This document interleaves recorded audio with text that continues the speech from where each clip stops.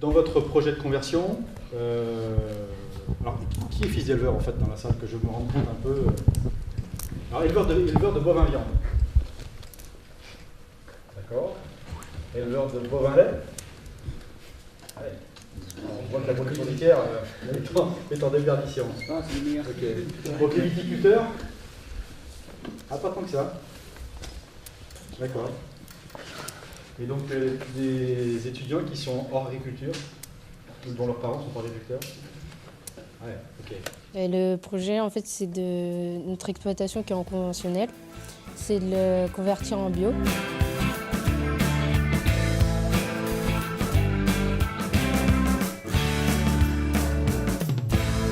C'est le résultat d'un travail qu'ils ont fait sur l'année, d'un appel à projet du ministère sur le enseigner à produire autrement. C'est un test à l'échelle de l'EPL de Charente, dont le site de l'Oisellerie est le site du VEPA, avec donc 3 objectifs. Le premier, c'est donc de faire des liens entre les formations Bac Pro et BTS. Alors le premier trimestre a été axé sur la réflexion sur le bio. Le projet, c'est de voir si l'exploitation de notre lycée est valable pour faire une conversion à l'agriculture biologique sur l'élevage. Une définition très simple de ce que c'est que l'agriculture bio. Oui. Est-ce que... ouais. Une agriculture avec moins de pesticides, et avec plus de travail et un moins de rendement. Pour l'instant, on se renseigne sur ce qu'est le bio en général. Alors moi je suis pas totalement pour l'agriculture biologique, mais pour la conversion, oui, je suis... Pourquoi pas? Oui, je suis de son avis Ouais, aussi. toi. Voilà. Moi, je suis pas trop pour le bio, mais je trouve ça intéressant de voir comment ça se passe, de voir notre mode. Le deuxième trimestre a été plutôt axé sur les éléments techniques des différentes filières. On a eu plusieurs interventions de gens extérieurs. On est sorti pour voir une exploitation en bio. On compare. C'est pédagogique. Peut-être que maintenant, on va pouvoir inverser les rôles, justement, que les élèves te présentent l'exploitation du lycée. Alors, ils ont construit tout un circuit. On a choisi l'approche terrain aussi. Les chevaux ne pâturent pas avec les vaches. Ils sont chacun de leur côté. Et les refus sont broyés, fauchés ou sont laissés Non. Mais alors là, ça marche comment? C'est en rotation ou elles ont le parcours ouvert et elles peuvent aller... Non, ils ont d'abord une prairie. Ouais. Jusque là, après ils ouvrent et au fur et à mesure ils ouvrent de plus en plus. Là-bas, là après ils seront l'inverse. Ils reviennent, enfin une sorte de pâturage tournant quand même. Bien sûr on fait pas au film. voilà, mais le On les met dans une parcelle et tous les jours on met 20 mètres de plus. Vous pourriez très bien faire un autre passage en bas. Après, il faudrait faire des copeaux. Oh ben non, c'est juste un passage, mettre 2 buses, enfin, 2 éco-box, des cailloux, et puis comme ça de cette prairie elles vont là, et là-bas tu laisses vraiment un couloir le long du ruisseau. T'as 5 hectares c'est en fonction de quoi, du troupeau? Non, mais par rapport à la taille du troupeau, etc. Moi je pense pas que vous puissiez en faire Même moins. avec le métal? Le bétail c'est une chose, mais après il y a du maïs de fait. Quand on recherche l'autonomie alimentaire, il y a peut-être un aspect qui est important. Là on l'a à peu près l'autonomie. Oui, non, mais on est en système conventionnel. Mais parce que cette année on n'a pas de bio. Enfin, l'année Les prochaine. rendements ne seront pas les mêmes. Oui, mais il faut enlever des vaches. Alors, il faudra qu'on réfléchisse à la taille du troupeau, effectivement. Le taureau là c'est le père de tous les veaux. Non, il faut un peu l'assimilation. Sur les génisses, ils font de l'assimilation. Ouais. Il faut activer cette minéralisation, il faut activer la disponibilité des éléments pour les plantes. Vous faites comment? Ben justement, avec la potasse aide. d'accord. C'est sûr. On a le pour droit la de mettre de la croissance. potasse en lui? Par contre, c'est vrai que le binage, ben, le jour où il faut y passer, il faut tout abandonner pour ça. Pendant la campagne 2013-2014, prairie temporaire de 1 an, on a réussi à sortir presque 7 tonnes de matière sèche par hectare. Et le troisième trimestre a été axé sur l'imagination d'un scénario pour l'exploitation du lycée. On s'est posé plusieurs questions, s'il y avait un cahier des charges pour le veau rosé.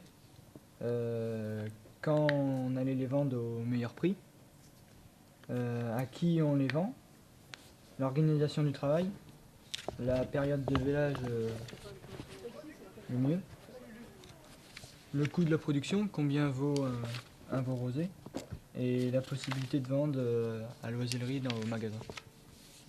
Je préfère faire des cornes et des cornets, moi. Moi aussi, parce qu'à 30 000 euros, en bio, t'as pas le droit. Ceux qui vont faire du sans corne et sortir des animaux Ah, ils vont gagner plus d'argent. de sélection, Ça va être bonne rémunéré, morphologie, génétiquement sans corne pendant un temps, Même si t'as un hétérozygote, ils vont bien s'en tirer. Hein. Si t'as un hétérozygote qui vend les taureaux après. Mais alors, quand même question, est-ce que ça c'est valorisable en bio? Mais il n'y a pas, pour nous, pour le cahier des charges, il n'y en a pas un vraiment spécifique, mais il y a quand même des critères de qualité pour le veau rosé. Donc par exemple, le veau, il faut qu'il soit abattu maximum à 200 jours. Il faut que la viande soit le plus blanc possible. Et il ne faut pas qu'il sorte parce que sinon la viande elle va rougir. Peut-être Thibaut, tu peux expliquer, pour le coup, ils nous ont dit qu'ils recherchaient à produire une viande plutôt claire. Pourquoi on évite d'avoir une viande trop colorée? On a trouvé des réponses là-dessus. Pour la clientèle, enfin pour la vente, tiens, on est mieux valorisé si on a de la viande blanche. Ça veut dire que si la luzerne un jour c'est capote. Mais là, on n'est pas obligé de mettre tout en luzerne. On peut très bien mettre 6 hectares de luzerne, par exemple, et 6 hectares de prairies multi-espèces.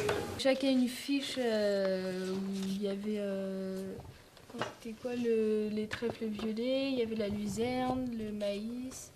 On comparait avec le bio et le conventionnel et après voilà, on estimait les coûts comme disait Margot.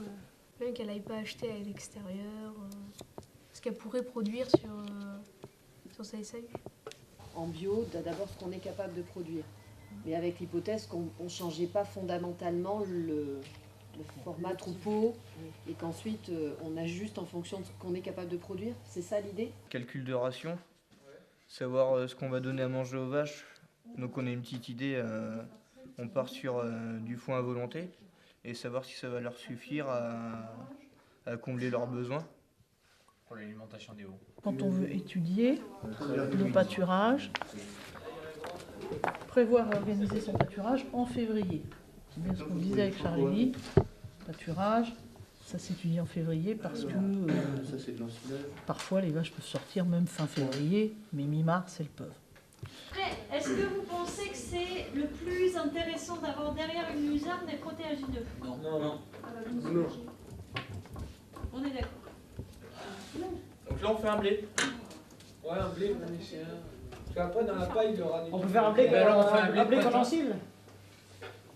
Ou alors un maïs. Mais non, on fait un blé là, on met de la luzerne et après sur l'année d'après on fait 2 cultures. Les 3 premières années ne sera pas bio.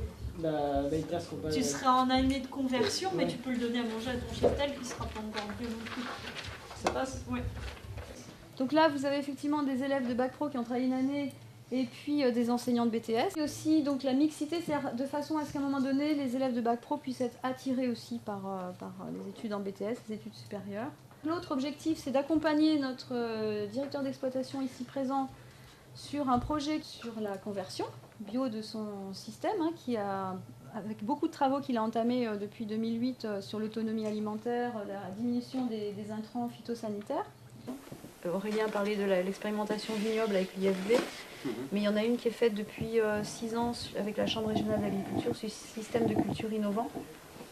Et là, ça a été principalement par rapport aux cultures fourragères. Donc depuis 6 ans, il a modifié tout son assolement, enfin les élèves vont vous en parler. Et puis le troisième objectif de ce projet, il concerne la consommation, la distribution locale des produits des exploitations, des lycées. Et dans 2 directions, soit la vente directe, et en profitant de l'opportunité du magasin de l'oisellerie. Si je fais de la vente directe dans un magasin à domicile de l'exploitation, ça veut dire qu'il faut une chambre froide pour stocker les colis. Ou alors je fais le choix d'aller faire de la livraison chez mes clients, auquel cas il faut que je loue ou que j'achète un camion frigorifique pour aller livrer chez mes clients les colis. Alors, le taurillon a un coût de production élevé et les débouchés en bio sont vraiment très restreints, même presque inexistants. C'est pour ça qu'on a pas retenu cette... on l'a pas retenu. Donc on a aussi étudié la production de veau sous la mer. Donc c'est un veau qui est abattu à 5 mois avec un poids de carcasse de 130 kg. Donc il est intéressant économiquement parce qu'il est bien valorisé, mais on ne l'a pas retenu car il faut beaucoup de main d'œuvre. Donc pour l'exploitation c'est pas forcément bien intéressant. On a retenu par contre la production de veau rosés car c'est intéressant car il fait un poids de carcasse de 200 kg. Non, ils sont partis du terrain et ce que le terrain pouvait produire. D'accord. Voilà. Mais on a fait en parallèle, Et en on avait fait un parallèle, bilan fourragé. Je vais vous présenter le pâturage tournant. Alors, sur l'exploitation, nous avons 17,405 hectares de prairies permanentes qui sont ici, divisés en 10 paddocks. C'est-à-dire qu'il vaut mieux avoir 2 protéagineux dans le métail. Voilà. Et éventuellement aussi au SMI forcé en protéagineux, quitte à se dire on aura un métail à la récolte qui va faire 18-20% de MAT. Il y a l'alimentation qui est essentiellement du lait de la mer, plus un complément de mélange de céréales. Donc par exemple, quand on vous a mis, on peut mettre du métail. On a calculé une autre ration si des fois on voulait implanter une autre espèce sur l'exploitation, dans la ration. Donc on a calculé avec du métail grain et du foin de fétuc. Le long de la route, une petite parcelle où il y a du métail.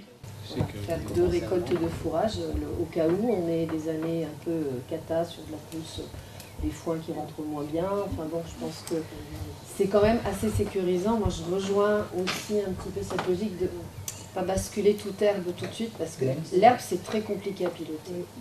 Il y a des conversions d'agriculteurs qui passent à la bio pour différentes raisons, on pourra en parler si vous voulez. N'empêche que aujourd'hui, les agriculteurs bio montrent des techniques différentes du conventionnel et les agriculteurs conventionnels commencent à s'intéresser à comment font les bio parce que les agriculteurs conventionnels parfois ont des échecs dans la conduite de leur culture, dans la conduite de leur troupeau et que du coup, les pratiques bio leur permettent d'avoir des solutions. Pour une autre forme de production, si ça vaut le coup, le bio. Il commence à y avoir de la vulgarisation qui se fait dans le monde agricole. Et que le bio, c'est plus le chapeau de paille et les sabots de bois. Ce sera nous qui serons en plein dedans, vu qu'on est encore là 2 ans.